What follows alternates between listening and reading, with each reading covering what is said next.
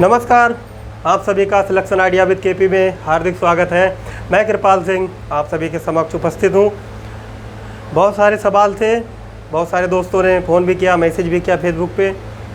भर्ती कब आएगी भैया, या एज लिमिट क्या रहेगी, क्या पढ़ना चाहिए, या फिर कट ऑफ क्या रहेगी। आज इन सारे सवालों के जवाब इस वीडियो में मिलेंगे आपको। वीडियो अच्छा लगेगा तो लाइक कीजिए, शेयर कीजिए, सब्सक्राइब कीजिए, जिससे कि ये जानकारी सभी लोगों तक पहुँचे। और जो भी आपके नेटवर्क में है, आपके कांटेक्ट में है, उसको ये चीज़ शेयर कीजिए और उसको बताइए। भर्ती की बात करें तो भर्ती जो कुल वैकेंसी है वह है 52,699। अभी तक तो कभी इतनी भर्ती उत्तर प्रदेश पुलिस में भर्ती बोर्ड ने निकाली नहीं है, चूँकि उत्तर प्रदेश पुलिस भर्ती बोर्ड अपनी भर्तियां खुद निकालता है और उनको खुद ही संपन्न कराता है।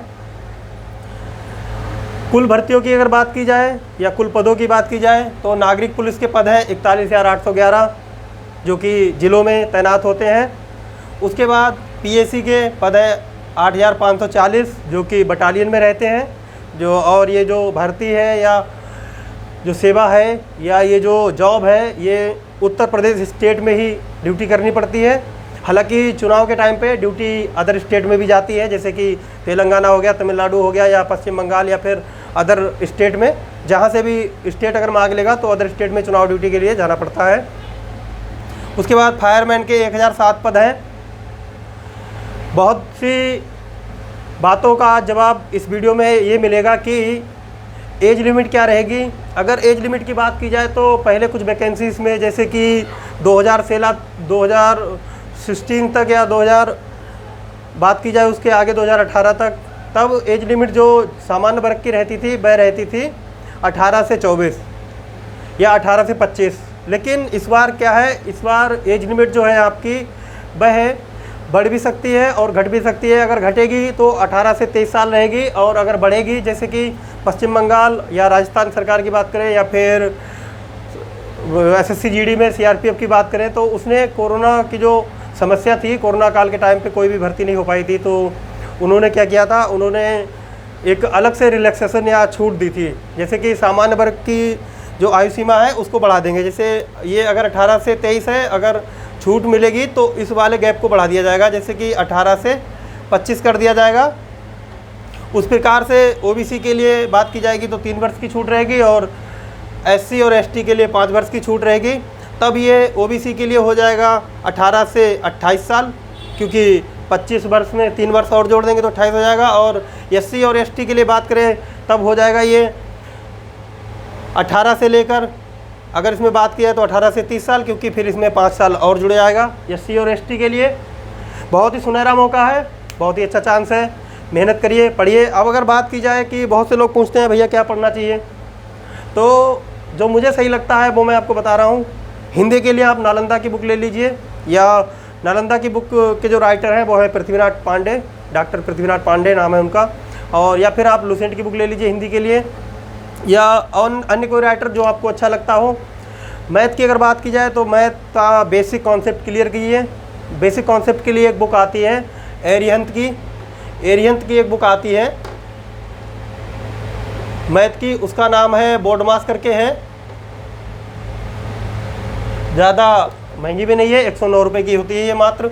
और उसके बाद रीजनिंग के लिए RK झा, या फिर कोई और बुक जो आपको अच्छी लगती हो, जिस राइटर की लैंग्वेज या जिस राइटर का जो सवाल है वो आपके समझ में आता हो, वो बुक ले लीजिए। और उसके बाद ये 3 हमारी हो गई, हिंदी की हो गई, मैथ की हो गई, और रीजनिंग की। GK की बात की जाए तो GK लुसेंट से पढ़ लीजिए, या कोई भी एक ऐसे चैनल से पढ़ लीजिए जो करंट अफेयर बढ़िया पढ़ाता हो।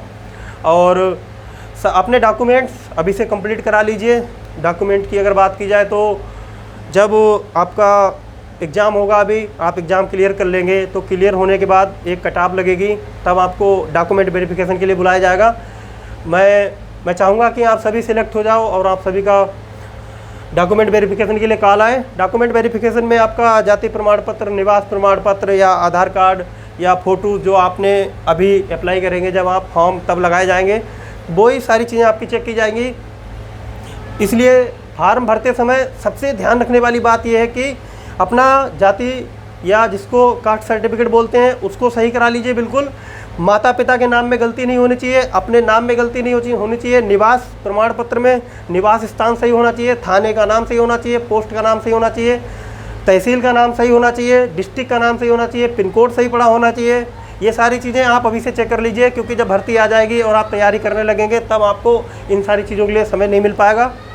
और मैं आशा और उम्मीद यही करूँगा कि आप बढ़िया तैयारी करें, अच्छी तरह से एक अच्छा स्कोर करें, ताकि आप कट ऑफ से आपके नंबर काफ़ी ज़्यादा रहें। क्योंकि जब फाइनल कट ऑफ लगता है, एक डॉक्यूमेंट वेरिफिकेशन के बाद आपको फिजिकल के लिए बुलाया जाएगा, फिर फिजिकल होने के बाद आपका एक फाइनल मेरिट लगेगा, फाइनल मेरिट के बाद आपका मेडिकल होता है। तो फाइनल मेरिट जब लगता है तो वो लगभग 2 या 3 मार्क्स से ऊपर बढ़ जाता है, उसमें ज़्यादा नहीं डिफरेंस रहता है, ओनली 2 या 3 मार्क्स का डिफरेंस रहता है। लेकिन डिफरेंस तो रहता है, अगर कम हुए तो बाहर हो जाएंगे, तो कोई मतलब नहीं हुआ फिर मेहनत करने का इतनी। तो इससे अच्छा ये होगा कि हम इतना स्कोर पहले से ही करके चले कि हमें फाइनल कट ऑफ में रहेंगे या नहीं रहेंगे उसकी चिंता ही ना रहे। यदि अगर फाइनल कट ऑफ की बात की जाए तो अगर मैं सोचता हूँ कि जो जनरल का जो फाइनल कट ऑफ है वह ज़्यादा तो नहीं रहेगा, लेकिन इतना कम भी नहीं रहेगा। ज़्यादा की अगर बात की जाए तो जनरल का अगर ज़्यादा चला जाएगा तो वो लगभग 76 रहेगा, और अगर कम हुआ तो 74 तक आ सकता है। उसी प्रकार से अगर ओबीसी की कट ऑफ की बात की जाए तो पिछले एग्ज़ाम्स को देखते हुए या पिछली भर्तियों को देखते हुए अगर लो चला गया तो 69, मैं 69% की बात कर रहा हूँ यहाँ पे, जो टोटल आपका मार्क्स होगा पेपर का उसका टोटल 69%।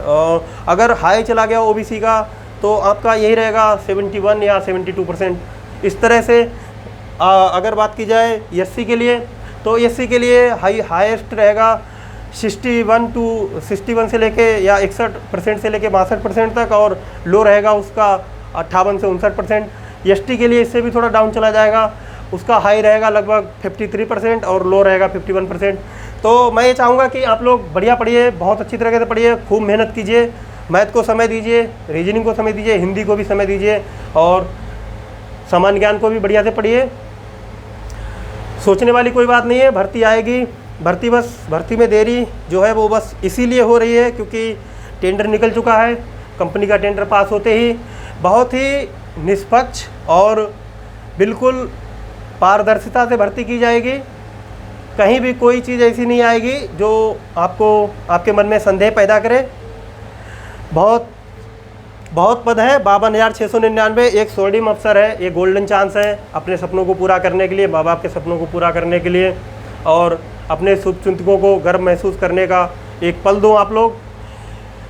अगली कोई भी अपडेट होती है तो वो भी मैं आपके सामने लेकर आऊँगा। फिलहाल आपके पास अभी समय बहुत है, आप अच्छे से पढ़िए, बहुत पढ़िए। अभी तो समय लगेगा भर्ती आने में, मुझे लगता है कि कहीं ना कहीं अभी 15 दिन से पहले तो नोटिफिकेशन नहीं आएगा। कोई भी भर्ती होती है वो आप अगर उसकी तैयारी कर रहे हैं तो 3 महीने लगभग सफिशिएंट है, या कहें कि 3 महीने जो हैं वो बहुत ही आराम से आप तैयारी कर सकते हैं 3 महीने में किसी भी चीज़ की। इसी के साथ साथ मेरी शुभकामनाएं आपके साथ हैं, आपका चयन हो, आपका सिलेक्शन हो। जय हिंद। अगली अपडेट